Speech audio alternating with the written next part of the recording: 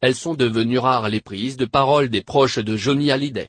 Le rocker, atteint d'un cancer depuis plusieurs mois, est désormais hospitalisé dans son domicile de Marne-la-Coquette, dans les Hauts-de-Seine.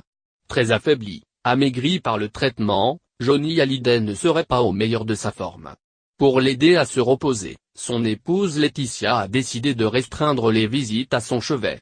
Après les fausses rumeurs sur la mort du chanteur, sa famille et ses proches ont démenti l'information, assurant que Johnny Hallyday va bien sans plus de précision.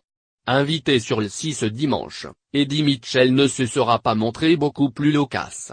Je comprends l'inquiétude des Français, c'est la vie qui est ainsi faire, on n'y peut peu de choses, on peut simplement penser à lui et, si on est croyant, on peut prier pour lui.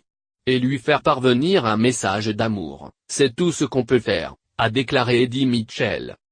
Le chanteur s'est déjà agacé d'être constamment interrogé sur l'état de santé de Johnny Hallyday. Pour Audrey Crespo-Mara, le rocker a toutefois fait une exception. De sa tournée des vieilles canailles avec Johnny Hallyday, Eddie Mitchell garde le souvenir frappant de la combativité de l'interprète d'Allumer le feu. Johnny arrive toujours fatigué et une fois sur scène, c'est comme un acteur, il s'allume et il est fantastique, ça lui a fait un bien fou, assure Eddie Mitchell. L'ami de Johnny Hallyday est un des rares proches à pouvoir se rendre librement au chevet du chanteur. Il a pu le voir il y a une semaine. S'il dit peu de l'état général de Johnny Hallyday, Eddie Mitchell salue son courage.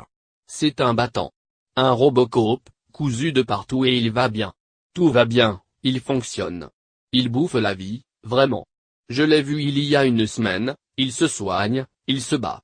Croyez-moi, il respire, c'est un battant.